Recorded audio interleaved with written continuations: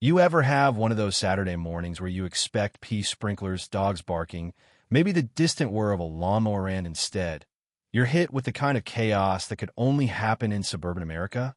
That was me, still in pajamas, coffee barely sipped, blinds cracked open just enough to see Karen, the queen of our HOA, the self-appointed neighborhood sheriff, on her knees next to my house, wrench in hand, pry my electric meter out of the panel like she was on some covert ops mission. For a second, I thought I was dreaming, then I saw her haul the thing in her Lexus like it was her birthright. Yeah, that happened. I stormed out, no shoes, heart pounding, and shouted her name. She jumped, nearly dropping the meter, but tried to play it cool, told me it was HOA business, that I was using too much electricity, and the board had concerns. She actually said, "You can contest it at the next meeting. Until then, consider your power cut off." And off she went, trunk slamming shut, driving away with my utility meter rattling in the back, leaving me standing barefoot in my driveway, mouth hanging open, mug of coffee trembling in my hand. That's how it all started. One stolen meter, 1,000 headaches. By noon, my place was dead quiet. No fridge, no AC, no Wi-Fi. The power company didn't even believe me. At first, had to explain it twice before the tech on the line just sort of went silent and muttered, "She what? We'll send someone." You could practically hear him shaking his head on the other end. When the utility guys showed up, they were just as floored. "In 15 years, one said, never seen an HOA president walk off with a meter. They made calls, took notes, told me this was bigger than neighbor drama. Tampering with city property, public safety hazard, finds out the wazoo works. They replaced the meter, logged it as evidence, told me the city would be following up. She's not going to like what's coming," one muttered, and I could tell he almost felt sorry for her. Almost. Next morning, the street was buzzing, neighbors huddling in little knots, whispering about the utility guys showing up at Karen's at dawn. Word spread quick. They found my meter stashed in her garage, taped a fat envelope to her door, and by lunch, the whole neighborhood knew she'd been fined $25,000. She came stomping out, paper in hand, shrieking about unfair treatment and abuse of power, but nobody was buying it anymore. Not after what she did. You'd think that'd be the end, but you don't know Karen. She went on the offensive, filled the HOA newsletter with these weird, defensive essays about misunderstandings and protecting property values like she was some martyr who'd taken a bullet for the neighborhood.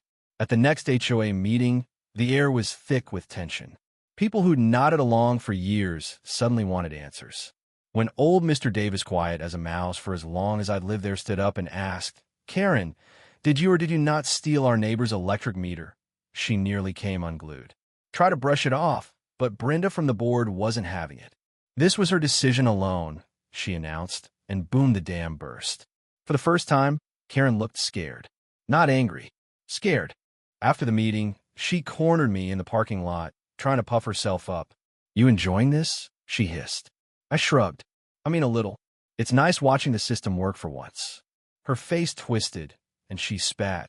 "Without me, this place falls apart. You know what I mean? Some people just need the drama." A couple days later, she tried to slap me with an HOA violation, said the new city meter was unsightly and out of compliance. I laughed out loud, sent a photo of her notice to the utility office, and by sunrise, city inspectors were on my porch, clipboards in hand, rolling their eyes. "This is harassment," one of them said, promising to add it to the stack. Karen, desperate now, even tried to sic the city on McCall in a bogus complaint about illegal electrical modifications. The inspector showed up, looked at the meter, shook his head, and said, "She's wasting everyone's time." He actually smiled. Meanwhile, the neighborhood started shifting. People who'd kept their heads down, like Mrs. Patel across the street, began opening up. "She asked me to sign a petition to have you removed," she whispered, then added, "but people are tired. She bullies everyone. Now we see she's not invincible." And right on cue, Karen tried a last-ditch power move, called a meeting, and demanded we all chip in $200 to help her fight the city in court. Brenda shut her down flat. "Karen, you can't make us pay for your mistake." The crowd roared. Her grip was gone. "You think she quit, right?" "Nope. She escalated." Night before the recall vote, she was lurking around my house, her Lexus parked down the street, watching like a hawk. The next morning, another bogus violation in my mailbox, creating division in the community, and that just became more ammo for the city. The vote wasn't even close. Karen was out, recalled by a landslide, and as she stormed from the clubhouse, muttering about lawsuits and vendettas, I just leaned against the wall and soaked in the moment. The queen had fallen. For a hot second, things were peaceful. People waved, lawn chairs appeared, the neighborhood breathed. But Carino, she didn't disappear. She started spiraling, patrolling the street at night, ranting at the mailbox, planting a sign in her yard. Unfairly removed, neighborhood at risk. You couldn't make this stuff up. Kids slowed their bikes just to gawk. And then came the final straw. One muggy night, my lights flickered out. I stepped outside, and there she was, flashlight in hand, smug grin, yelling across the street. Maybe you should have thought twice before ganging up on me. I checked the breaker, and, sure enough, she'd popped it open, tampered with it. This time, even the utility company suggested calling the police. 2 trucks and a cruiser showed up. Neighbors poured out like it was a block party. Karen launched into a speech about witch hunts, but the cops issued a formal warning. That didn't slow her down. Next day, city inspectors found even more tampered communal boxes, extension cords running under fences, evidence she'd been leeching power for her Christmas lights. You ever see someone go from feared to neighborhood punchline? The kids drew lightning bolts on the sidewalk in front of her house. Even Mr. Davis started cracking jokes. But humiliation only made her more dangerous. Middle of the night, I heard clanging. Peeked through the blinds. Karen, in her bathrobe, wrench in hand, crouched by my water main. I called the police. 10 minutes later, they caught her red-handed. The sight of her being led away in cuffs, neighbors whispering, phones recording, was so surreal I had to pinch myself. She was booked, released, but now she was officially on the city's radar. A week later, a lawyer letter landed in my mailbox. Karen was suing me for emotional distress and defamation. I almost choked laughing. I met with my attorney, handed him a stack of evidence, so thick it needed its own binder. He filed a counterclaim: harassment, trespassing, property tampering. The first court hearing, Karen strutted in with her head high, tried to play victim, but my lawyer brought out witness statements, photos, even videos of her tirades. The judge dismissed her lawsuit on the spot, set a hearing for mine. The neighbors found out fast. I got cookies from Brenda, high fives from folks I barely knew. But Karen, she just doubled down. Flyers on every doorstep accusing the city, me, half the block of conspiracies. 3 a.m. email rants. She tried to tape a flyer to my door. I just snapped a photo, added it to the evidence mountain. Second court date? Even more brutal. Witnesses testified. City inspectors explained the danger. My lawyer laid it all out. Verdict: Karen owed damages to me and the city nearly 6 figures by the end of it. If you're thinking that finally broke her, think again. She lashed out vandalism. Garbage cans flipped. Brenda's car keyed.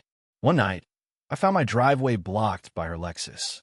When I tapped on her window, she looked at me, voice cold. You think you've won, but this isn't over. I just told her, Karen, the only thing collapsing here is your empire. She sped off, and you could feel the final act brewing. Weeks passed. The calm was eerie, the way everyone watched for the next disaster. Then, a wave of petty sabotage prank calls, plants smashed, lawns toilet papered. No proof, but everyone knew. Then, early one Saturday, pounding on my door: code enforcement. Bogus report. Illegal utilities, cryptomining. I let them search the house. They left shaking their heads, apologized for the hassle. My lawyer just said, keep documenting. Next week, all hell broke loose: clubhouse spray painted, tennis courts slashed, pool full of garbage, my name painted on the wall. Karen came out shouting, but even Brenda called her out. The city launched an investigation. Before they finished, Karen struck again. My power was cut, meter stolen again. This time, she stood across the street, holding it high, shrieking, "You don't belong here." Cops hauled her off, meter in hand, neighbors filming the whole thing. Videos hit Facebook, even the local news picked up the story. But Karen was out on bail within 2 days, house dark, blinds drawn, her Lexus sitting like a wounded animal. I knew it wasn't over. And I was right. One Friday, a parade of battered trucks rolled in strangers Karen had recruited for a protest. She stormed the cul-de-sac with a megaphone, ranting about traitors, the city me. Neighbors stood up, pushed back, cops came, and the crowd melted away, leaving her alone, screaming to nobody. And then, one night, I woke to smoke trash can ablaze in my yard, Karen watching from across the street. That was arson. Cops arrested her, court revoked her bail, and Karen finally was gone. The trial was swift utility theft, vandalism, attempted arson. 18 months in county jail. The relief was like a wave. The neighborhood blossomed barbecues, murals, block parties, real community. Brenda took over the board, calm and boring, just the way we needed. And me? I sat on my porch, dog on my feet, finally at peace. Sometimes I'd catch sight of the mural someone painted on the clubhouse wall, a little electric meter with a lock on it. We all laugh, but it's a reminder. Karen didn't lose because I fought harder. She lost because she couldn't stop herself. Her own pride, her obsession with power, it ate her alive. And now, every time the wind rustles the trees and the air is clear of shouting, I know we'll never let anyone like her take power again. So what do you think was justice served? Or did it go too far? Drop your thoughts below. This story isn't just about rules, it's about standing up when it matters, and what happens when a bully finally goes down.